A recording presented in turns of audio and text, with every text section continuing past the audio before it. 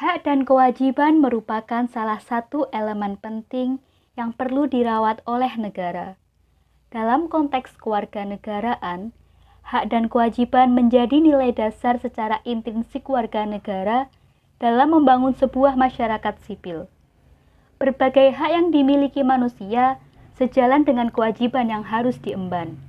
Manusia harus bisa menyeimbangkan antara hak dan kewajiban dalam memenuhi kebutuhan sehari-hari.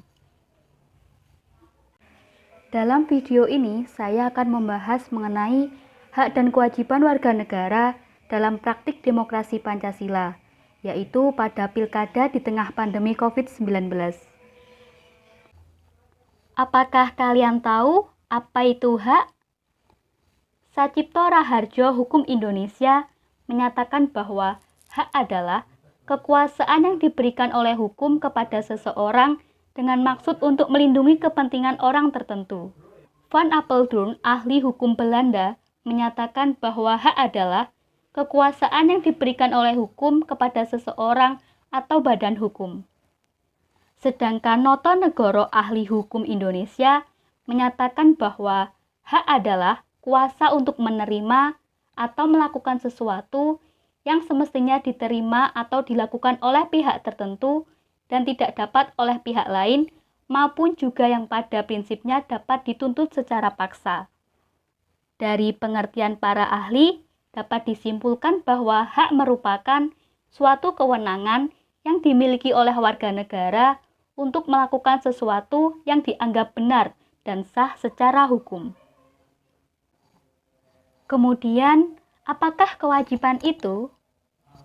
Menurut Saud P. Panjaitan, kewajiban merupakan peranan yang harus dilakukan atau bersifat imperatif.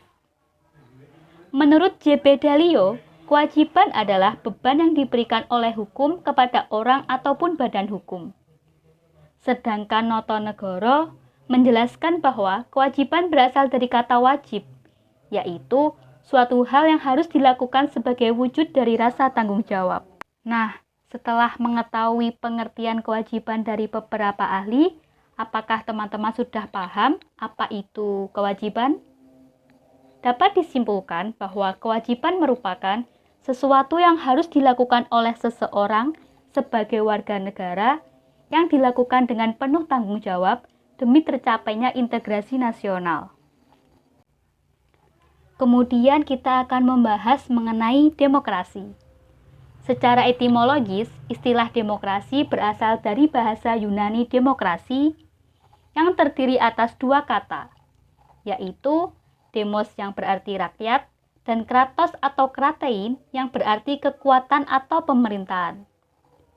Secara harfiah, demokrasi berarti kekuatan rakyat atau suatu bentuk pemerintahan dengan rakyat sebagai pemegang kedaulatan. Nah, untuk memperdalam pengertian demokrasi, kita akan membahas mengenai pengertian demokrasi dari beberapa ahli. Yang pertama, Afan Ghaffar, seorang pakar ilmu politik, berpendapat demokrasi di mana yang dalam dua bentuk, yaitu demokrasi normatif dan demokrasi empiris. Demokrasi normatif adalah demokrasi yang secara ideal ingin diwujudkan oleh negara. Sedangkan demokrasi empiris adalah demokrasi dalam perwujudannya pada dunia politik. Kemudian Miriam Budiarjo, seorang pakar ilmu politik, berpendapat bahwa demokrasi adalah sistem organisasi politik dan sosial yang diperjuangkan oleh pendukung-pendukung yang berpengaruh. Yang terakhir, pengertian demokrasi dari Sidney Hook, seorang filsuf dari Amerika Utara, berpendapat bahwa demokrasi adalah bentuk pemerintahan yang menunjukkan bahwa keputusan-keputusan pemerintah yang penting secara langsung atau tidak langsung didasarkan pada kesepakatan mayoritas yang diberikan secara bebas dan dari rakyat dewasa.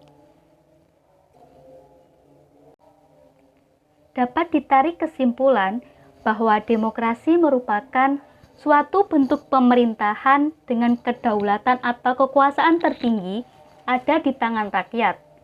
Dengan kata lain, rakyat harus senantiasa dilibatkan dalam pemerintahan negara. Kewajiban menggunakan hak pilih merupakan aktualisasi dalam mewujudkan negara yang demokratis, sehingga memberikan suara menjadi bagian dan merupakan suatu kesatuan yang sistematis. Undang-Undang Dasar Negara Republik Indonesia tahun 1945 mengatur tentang hak warga negara dalam bidang politik, meliputi hak ikut serta dalam pemilihan umum dan hak atas kemerdekaan berserikat, berkumpul, mengeluarkan pikiran dengan lisan dan tulisan. Selain itu, setiap warga negara Indonesia memiliki hak dan kedudukan yang sama dalam bidang hukum dan pemerintahan, sebagaimana ditegaskan dalam pasal 27 ayat 1 Undang-Undang Dasar Negara Republik Indonesia tahun 1945.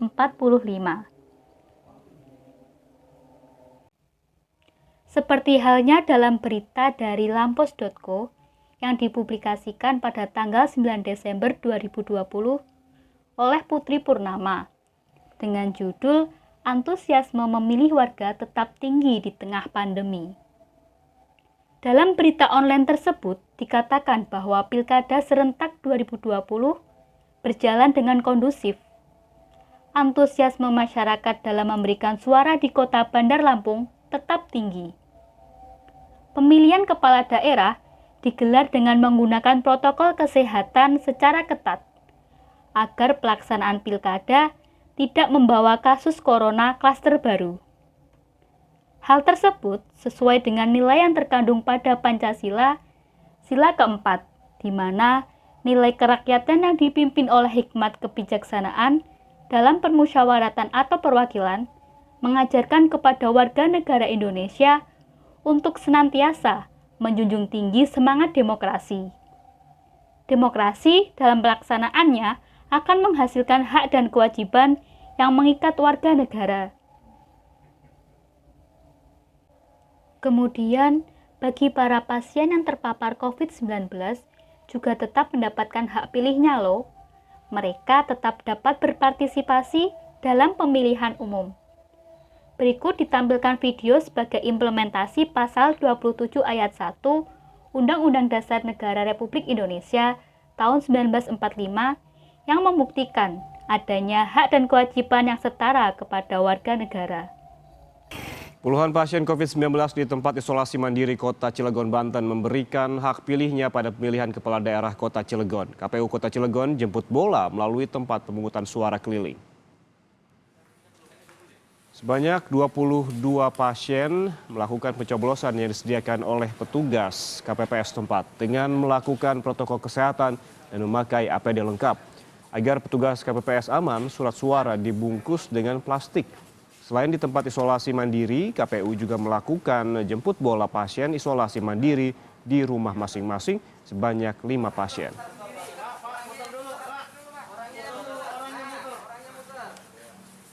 Ini tetap dapat hak suaranya, Bu ya? Iya, tetap kita fasilitasi hak pilihnya sepanjang memang data itu kita ketahui paling lambat H-1 kemarin. Ya. Jadi yang kita ketahui kemarin setelah koordinasi dengan pihak dengan gugus tugas, dengan dinas kesehatan dan nakes yang ada di Wisman ini, itu data yang kita dapatkan itu hanya 22 orang. Karena kali ini kita siapkan 22 surat suara. Ya. Sebanyak 46 pasien COVID-19 yang sedang menjalani masa karantina di rumah lawan COVID-19 Serpong, Tangerang Selatan, Rabu siang menyalurkan hak suara mereka. Petugas KPPS yang melayani pasien menerapkan protokol kesehatan secara ketat dengan menggunakan APD lengkap. Wali Kota Tangerang Selatan, Airin Rahmidiani, yang mengunjungi rumah lawan COVID-19 juga memastikan protokol kesehatan diterapkan dengan baik di TPS ini. COVID bisa segera hilang dengan imunitas yang baik ya, dengan bahagia dan yang lainnya, tidak boleh stres. Makanya mudah-mudahan dan kehadiran kami di sini bisa memotivasi mereka bahwa mereka walaupun dengan kondisi COVID masih bisa ikut dalam pesta demokrasi dalam pilkada di Kota Tangerang Selatan, dan mudah-mudahan ini memotivasi semua warga di dalam untuk bisa cepat sembuh dan cepat pulang kumpul dengan sanak famili dan keluarga. Penerapan protokol kesehatan sama dengan protokol kesehatan yang diterapkan di TPS. Kemudian di sini masuk dalam kategori pemilih pindahan, ya. Kami memfasilitasi ada 4 TPS, jadi ada TPS 9, 10, 11, dan 12. Dari masing-masing TPS tersebut, 2 KPPS ya dibarengi dengan saksi dan pengawas, dia datang ke sini. Dalam video tersebut, dipaparkan bahwa pasien COVID-19 tetap dapat menyalurkan hak suara mereka melalui tempat pemungutan suara keliling. Untuk keamanan bersama, petugas diberikan pengamanan berupa perlengkapan APD lengkap, kemudian surat suara yang digunakan dibungkus dengan plastik. Fenomena ini merupakan bukti dari adanya hak dan kewajiban yang setara sebagai warga negara Indonesia dalam pilkada di tengah pandemi. Masyarakat dipandang setara atau sama dalam pemenuhan hak suara tanpa memandang status, kedudukan, maupun wewenang.